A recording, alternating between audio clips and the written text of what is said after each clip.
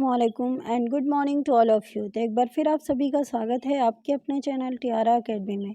جیسا کہ آپ کو معلوم ہے کہ یہ video NTA UGC NET JRF DSSB TGT PGT UP TGT PGT EMRS TGT PGT RPC assistant professor اور دیگر تمام ایگزام کے لیے مفید اور کارآمد ثابت ہوگی، تو بنے رہیے اس ویڈیو میں اینڈ تک بنا اسکپ کیے ہوئے۔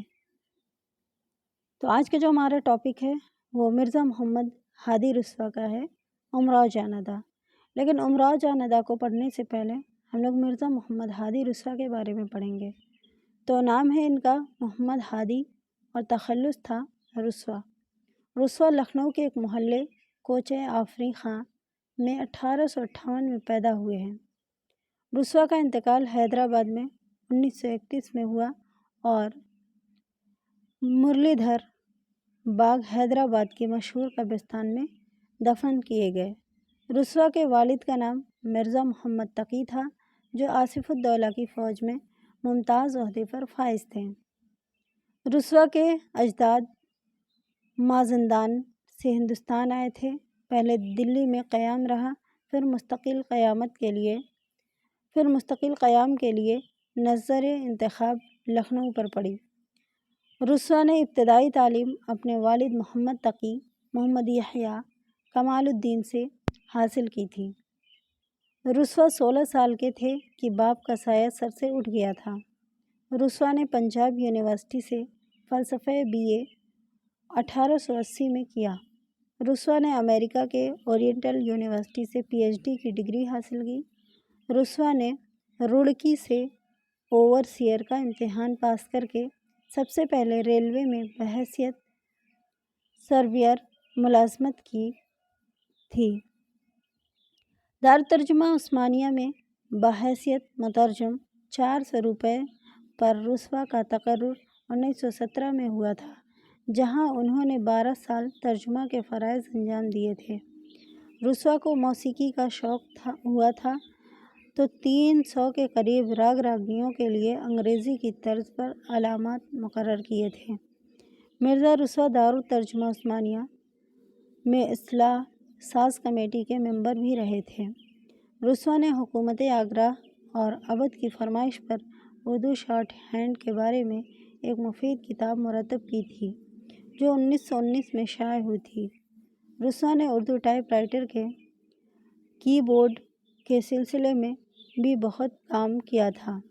مرزا رسوا کا تعلق شاعری میں دبستان لکھنؤ سے تھا اور مرزا تخلص کرتے تھے۔ رسوا ابتدا میں دبیر سے اصلاح لیا کرتے تھے۔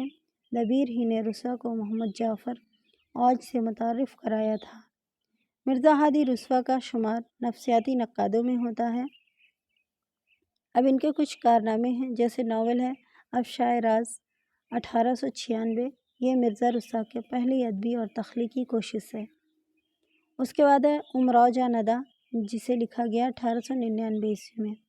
نیکسٹ ہے ذات شریف، یہ 1900 میں لکھا گیا ہے۔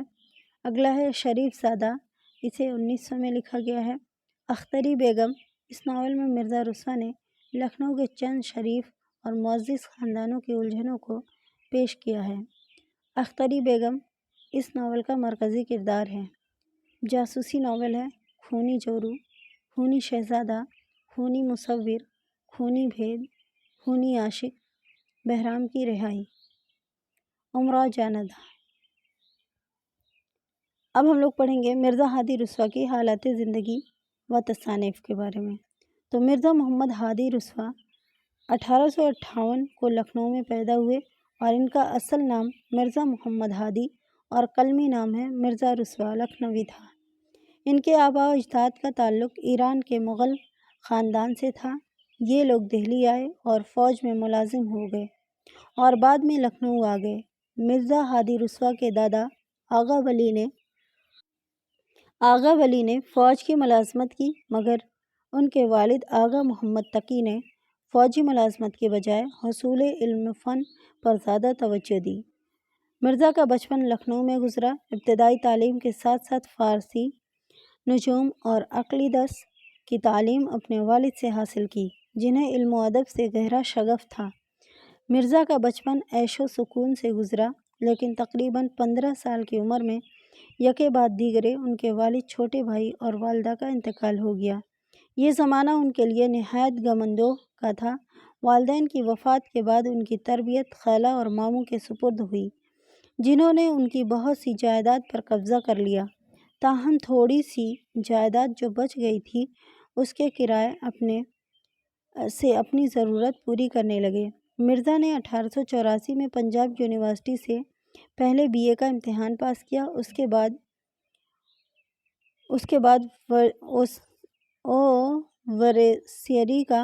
اوورسیئر کا امتحان پاس کیا اور کچھ عرصے رائے بریلی میں بطور اوورسیئر ملازمت کی۔ یہ ملازمت چھوڑ کر کچھ مدت کے لیے کوئٹہ میں ریلوے کے ملازم ہو گئے۔ 1888 میں ریڈ کرسچن کالج میں عربی فارسی کے پروفیسر مقرر ہوئے اور وہاں تقریباً 30 سال کام کیا۔ آخری عمر میں دارالترجمہ حیدرآباد دکن کے شعبہ فلسفہ میں ملازمت کی۔ اس دوران آپ نے متعدد کتب کا ترجمہ کیا۔ 1931 کو آپ کا انتقال ہوا۔ مرزا ہادی رسوا غیر معمولی ذہانت اور صلاحیت کے مالک تھے۔ ادب کے میدان میں ان کے کارہائے نمایاں سے ہر کوئی واقف ہے۔ اس کے علاوہ فلسفے، کیمیا، ریاضی اور نجوم میں بھی خاص دستگاہ رکھتے تھے۔ علم و ادب میں ان کی بے پناہ خدمت کے علاوہ ان کا ایک بڑا کارنامہ یہ ہے کہ اردو ٹائپ کا کی بورڈ ان کی کوششوں کے نتیجے میں عمل میں آیا ہے۔ پھر نوٹ ہے: مرزا ہادی رسوا کے سوانحی حالات کی تفصیل کے لیے دیکھیے رسوا کی ناول نگاری از ڈاکٹر ظہیر فتح پوری، حروف راولپنڈی، اپریل 1970۔ اب تصانیف جو ان کی ہیں: مرزا محمد ہادی رسوا کی تصانیف میں ناول، ڈرامے، شاعری وغیرہ شامل ہیں۔ ان کے علاوہ انہوں نے مذہبی، فلسفیانہ اور دیگر موضوعات پر بھی بہت کچھ لکھا ہے۔ ذیل میں ان کی تخلیقات کی فہرست باعتبار اصناف و موضوعات درج ہیں۔ نمبر 1 ہے ناول، یہ تباضاد ہے زمانی ترتیب کے ساتھ۔ افشائے راز 1896، امراؤ جان ادا 1899، ذات شریف 1899، شریف زادہ 1900۔ اور اس کے بعد ہے اختری بیگم 1924، اور ماخوذ و ترجمہ خونی مصور 1919، خونی عاشق 1920، خونی شہزادہ 1921، خونی بھید 1924، خونی جورو 1928، بہرام کی رہائی۔ اس کے بعد ہے ڈرامے، طلسم اسرار اور نگارستان، پھر ہے مرقع لیلی مجنوں۔ اب ان کی جو شاعری ہے وہ ہے مثنوی لذت فنا، مثنوی لذت فنا، مثنوی امید و بیم۔ اس کے بعد ہے مثنوی نالہ رسوا، مثنوی مذمت عشق، مثنوی نوبہار، پھر ہے دیوان غزلیات قصائد اسلام۔ مذہب ہے ان کا فطرت الاسلام، ہدیۃ السنی، توحید اور وجود باری تعالیٰ، اور اصول مناظرہ۔ پھر ہے فلسفہ میں ہے نصوح الحکم اور مبحث رویا۔ پھر منطق میں ہے منطق استقرائی۔ پھر ہے نجوم میں ہے زیچ مرزائی، رسالہ در اعمال استرلاب۔ متفرقات میں ہے مصطلحات کیمیا، ابطال اکبر فارم علم نفس، اردو شارٹ ہینڈ مینوئل، ماخوذ از امراؤ جان ادا از مرزا ہادی رسوا، مرتب ظہیر فتح پوری۔ اس کے بعد ہے امراؤ جان ادا کا پیش منظر۔ آئندہ سطور سے آپ مرزا ہادی رسوا کے عظیم ناول امراؤ جان ادا کا مطالعہ مختلف حوالوں سے کریں گے، مگر اس سے پہلے اس کے موضوع اور پس منظر کے بارے میں جاننا ضروری ہے۔ امراؤ جان ادا کے موضوع کے بارے میں مختلف آراء پائی جاتی ہے۔ ایک گروہ کی رائے میں چونکہ اس ناول کا مرکزی کردار ایک طوائف ہے، لہٰذا وہ اسے ایک طوائف کی داستان خیال کرتے ہیں۔ دوسرے گروہ کے خیال میں یہ ناول بظاہر تو ایک طوائف کی آپ بیتی ہے، مگر دو حقیقت ناول نگار نے اس کے پردے میں لکھنوی کلچر کی مکمل تصویر پیش کی ہے اور لکھنؤ کی سماجی اور ثقافتی زندگی کی جھلکیاں بڑے دلکش انداز میں دکھائی ہیں۔ ایک ممتاز نقاد خورشید الاسلام اسے لکھنؤ کی زوال شدہ معاشرت کی تصویر قرار دیتے ہیں۔ بہتر ہے کہ آپ تمام ناول کا خود مطالعہ کریں اور پھر نتیجہ اخذ کریں کہ اس کا موضوع کیا ہے۔ اب آئیے اس کے پس منظر کا مطالعہ کرتے ہیں۔ پھر ناول کے تعارف میں بیان کیا جا چکا ہے کہ مرزا ہادی رسوا کا یہ ناول لکھنوی تہذیب و ثقافت کا آئینہ دار ہے۔ 19ویں صدی کا لکھنؤ کیسا تھا، ان کی معیشت اور تمدن و ثقافت کا رنگ کیسا تھا، یہ تمام تفصیل اس ناول میں موجود ہے۔ اس ناول کے پس منظر کو سمجھنے کے لیے لکھنؤ کے سماجی اور معاشرتی حالات کا مطالعہ ضروری ہے۔ مرزا رسوا کا زمانہ 1958 سے 1931 تک ہے۔ اسے سیاسی، سماجی و معاشی لحاظ سے انتشار یعنی افراتفری اور انقلاب کا دور کہا گیا ہے۔ غدر کے بعد معاشرت میں ہر طرف تبدیلیاں پیدا ہو رہی تھیں اور فکر و عمل کے نئے نئے انداز جنم لے رہے تھے۔ سر سید کی تحریر معاشرے میں اپنا اثر دکھا رہی تھی، مگر سماج کے پرانی قدروں کو جلد ترک کر دینا بھی ممکن نہ تھا۔ گویا یہ دور قدیم و جدید کے امتزاج کا دور تھا۔ خود مرزا رسوا کی شخصیت پر اس دوزخی تہذیب و معاشرت کا اثر پڑنا لازمی تھا۔ مرزا رسوا کی زندگی کا بیشتر حصہ چونکہ لکھنؤ میں گزرا اور ان کے تخلیقات میں اسی تہذیب کی نقوش جگمگاتے نظر آتے ہیں۔ امراؤ جان ادا کے پس منظر کو سمجھنے کے لیے لکھنؤ کے سیاسی و سماجی ماحول کا ذکر ضروری ہے۔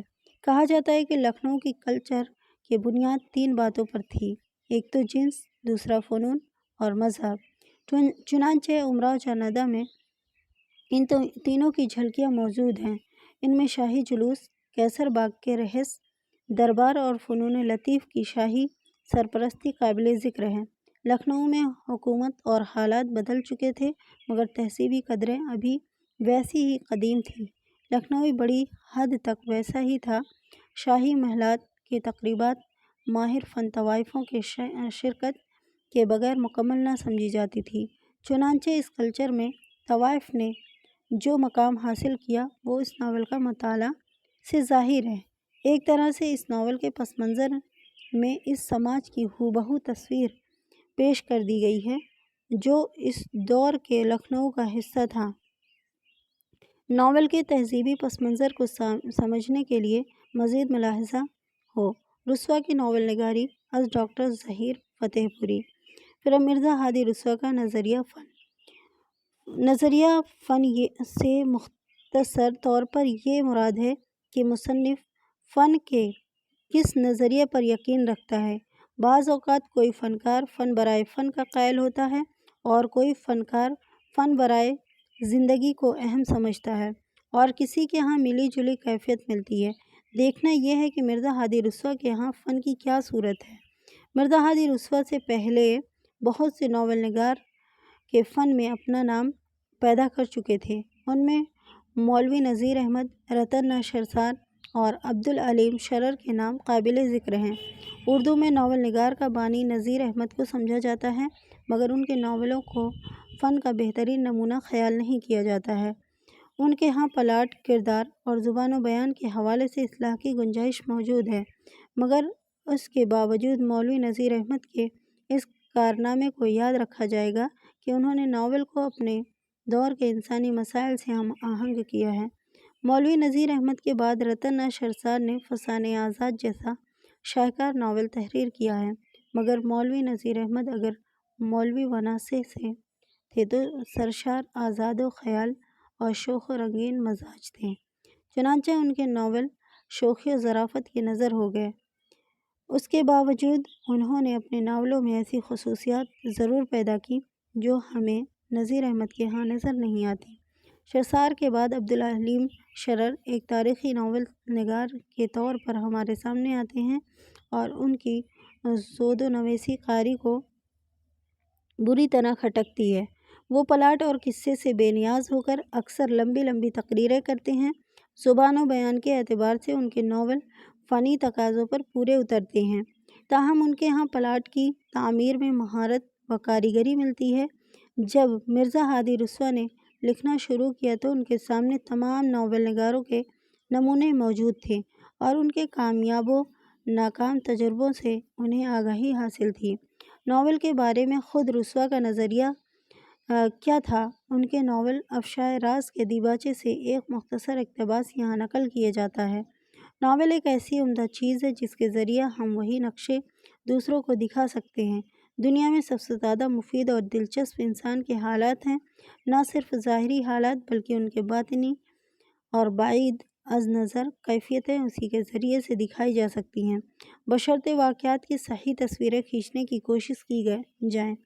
غرض کی ناول سے مختلف قسم کے انسانوں کے فطری حالات دکھائی جاتی ہے اور اس لیے اس احاطہ کا ذکر بھی ضروری ہو جاتا ہے جس میں اس کی نشو و نما ہوتا کہ ملک کے رسم و رواج، تعلیم، معاشرت، قانون اور اتفاقات کی وجہ سے جو امور ممکن وقوع ہیں ان کا نشرہ بیان ہو سکے۔ افشائے راز صفحہ نمبر 12 مشمولہ رسوا کی ناول نگاری 185 صفحہ۔ پھر اس سے اندازہ ہوتا ہے کہ مرزا رسوا کو ناول کے فنی تقاضوں کا احساس تھا۔ وہ فطرت انسانی کی تصور کشی کو ناول کے لیے ضروری خیال کرتے ہیں۔ وہ اپنے ناول کو اہل فن کی نظروں میں مقبول بنانے کے قائل تھے۔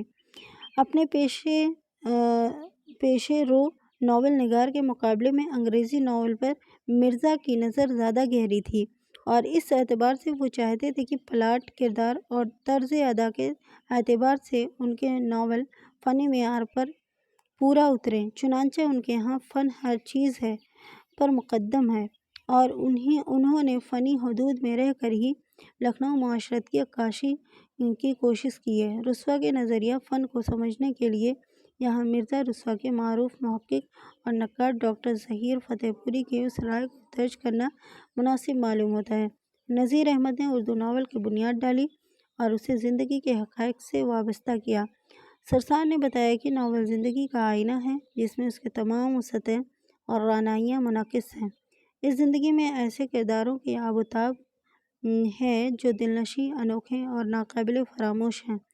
سرر نے اس حقیقت کا انکشاف کیا کہ ناول میں قصہ گوئی کی کچھ حدود ہیں، واقعات کو لڑی میں پرونے کے کچھ اصول، کچھ سلیقے ہیں جن کے بغیر کسی قصے کو ناول نہیں کہا جا سکتا۔ رسوا کی ناول نگاری صفحہ نمبر 190۔ رسوا نے ان تینوں کے فنی روایات کا احترام کیا اور اردو میں پہلی بار ایک مکمل معیاری ناول امراؤ جاں ندیٰ کی صورت میں پیش کیا، جس میں وہ خوبیاں بھی موجود تھیں جو بکھری بکھری سی نذیر، سرسار اور سرر کے ناولوں میں موجود تھیں اور وہ بھی جو ان میں موجود نہ تھیں۔ اب امراؤ جاں ندیٰ کا پلاٹ ہے۔ ناول کا پلاٹ یہ ہے کہ فیض آباد میں بہو بیگم کے مزار پر ایک جمعدار ملازم ہیں جن کا پڑوسی دلاور خاں ڈاکوؤں کے گروہ سے تعلق رکھتا ہے۔ ان کے ایک جرم کی تحقیقات کے دوران جمعدار گواہی دیتے ہوئے حق گوئی سے کام لے کر اس کو مجرمانہ فطرت کی نقاب کشائی کرتا ہے تو وہ دشمن ہو جاتا ہے اور رہا ہو کر اتقاءً جمعدار کی بچی امیرن کو اغوا کر کے مار ڈالنا چاہتا ہے کہ اپنے ایک ساتھی کے مشورے پر لکھنؤ لے جا کر خانم نامی مشہور طوائف کے ہاتھ فروخت کر ڈالتا ہے۔ یہاں اسے ایک طوائف بننے کے لیے ضروری تعلیم و تربیت دی جاتی ہے اور وہ امیرن سے پہلے امراؤ اور پھر امراؤ جاں ندیٰ بنتی ہے۔ سب سے پہلے ایک ڈومنی زادہ گلچین اول بن کر اس کی زندگی میں داخل ہوتا ہے، پھر ایک نوجوان دیہاتی زمیندار راشد کے ہاتھوں مسی کی رسم ادا ہوتی ہے اور اس کا شمار رنڈیوں میں ہونے لگتا ہے۔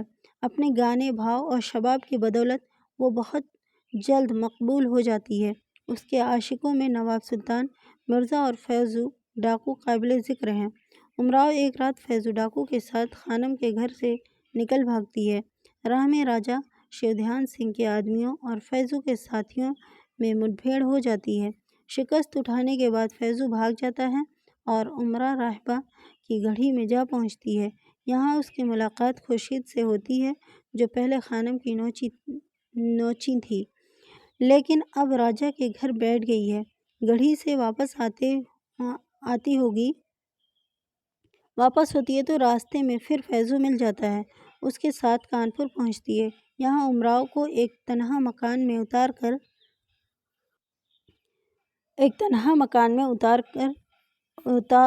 کر فیضو بازار کی طرف جاتا ہے تو گرفتار ہو جاتا ہے۔ امراؤ واپس لکھنؤ خانم کے ہاں جانا مناسب سمجھتی ہے اور وہیں گانے کا کام شروع کر دیتی ہے۔ ایک دن کھوج لگا کر بوا حسینی، جنہوں نے خانم کے ہاں امراؤ کی پرورش کی تھی، گوہر مرزا کے ہمراہ آ جاتی ہے اور اپنے ہمراہ امراؤ کو لکھنؤ لے آتی ہے۔ سوزے خانی کی شہرت اسے حضرت محل کے دربار سے وابستہ کر دیتی ہے اور عصر کے بعد ان کے ہمراہ لکھنؤ سے نکل کر بونڈی تک جاتے ہیں۔ جب حضرت محل وہاں سے نیپال کا رخ کرتی ہیں تو امراؤ فیض آباد چلی جاتی ہے۔ یہاں اچانک ایک مجرے میں ماں سے ملاقات ہو جاتی ہے۔ باپ مر چکا ہے، بھائی جوان ہو چکا ہے اور ان کی جگہ پر ملازم ہے۔ ماں سے یہ ملاقات پہلے میں خاندان کی رسوائی کا موجب بن جاتی ہے۔ دوسرے دن بھائی اسے قتل کرنے اس کے مکان پر آتا ہے، مگر عین وقت پر جب یہ خیال آتا ہے کہ یہ میری بڑی بہن ہے تو جذبات سے مغلوب ہو کر قتل نہیں کر پاتا ہے اور رونے لگتا ہے۔ دوسرے دن امراؤ فیض آباد کو چھوڑ کر پھر لکھنؤ آ جاتی ہے۔ کچھ دن خانم کے گھر رہتی ہے اور پھر علیحدہ مکان لے لیتی ہے۔ اس زمانے میں نواب محمود علی خاں کی ملازم ہوتی ہے اور اسے پابند کرنا چاہتے ہیں۔ امراؤ کے انکار پر وہ نکاح کا چھوٹا دعویٰ دائر کر دیتے ہیں۔ یہ زمانہ بڑی پریشانی اور دربدری میں گزرتا ہے۔ جب تک مقدمہ چلتا رہتا ہے، ایک وکیل اکبر علی خاں کے گھر قیام پذیر رہتی ہے۔ مقدمے میں کامیابی کے بعد آزادی کی زندگی دوبارہ ملتی ہے۔ ایک دن دوسرے رنڈیوں اور دوستوں کے ہمراہ پکنک پر شہر سے باہر گئی ہوئی تھی کہ دلاور خان نظر آ گیا، جو اب اشتہاری مجرم بن گیا تھا۔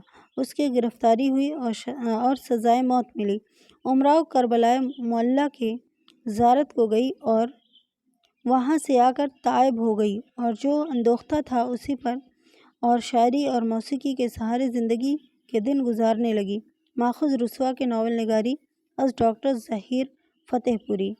پھر امراؤ جان ادا کی کردار نگاری۔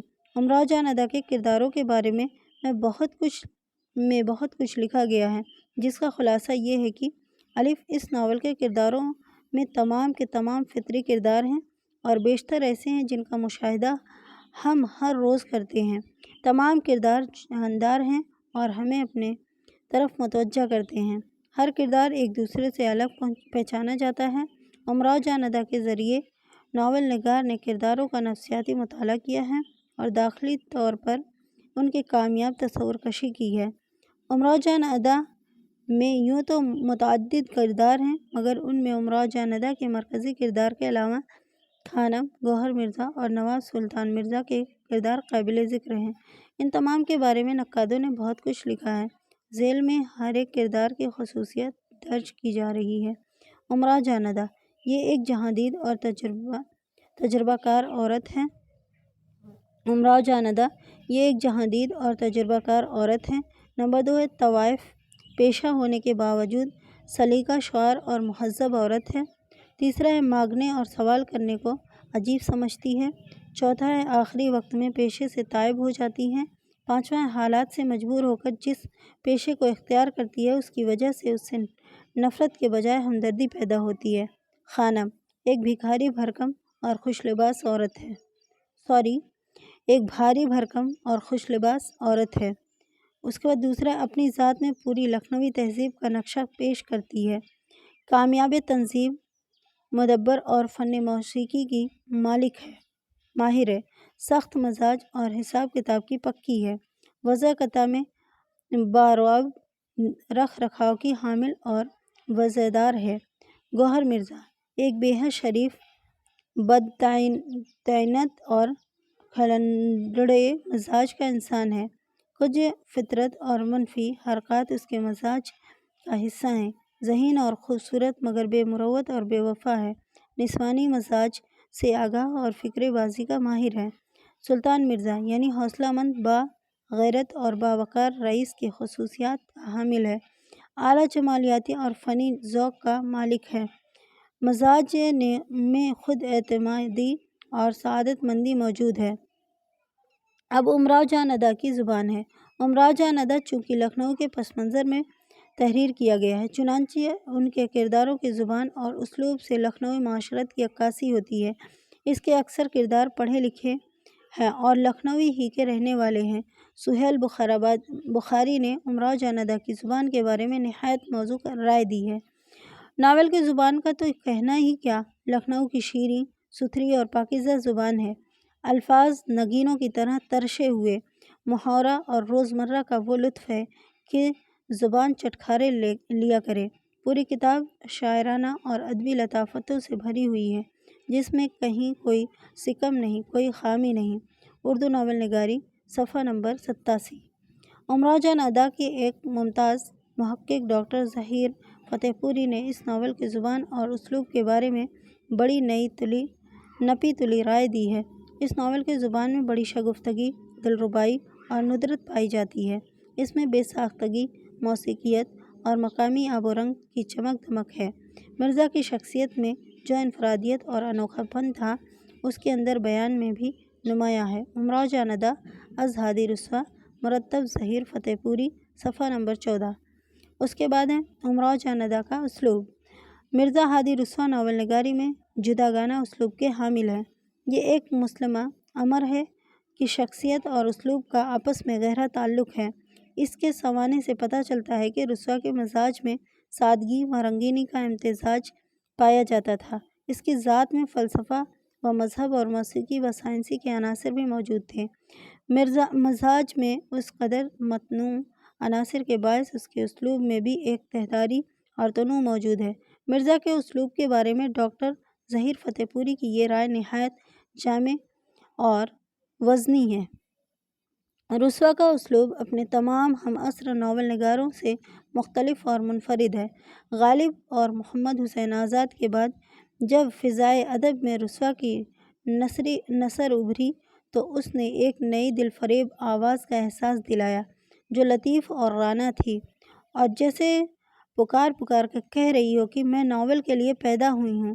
فنی معیاروں کے علاوہ طرز بیان کے لحاظ سے بھی رسوا اپنے ہم عصر ناول نگاروں سے بہت برتر نظر آتے ہیں۔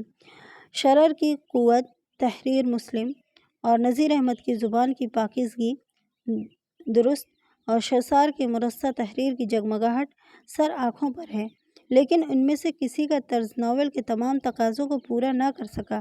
اسلوب کی بنیاد شخصیت پر ہے۔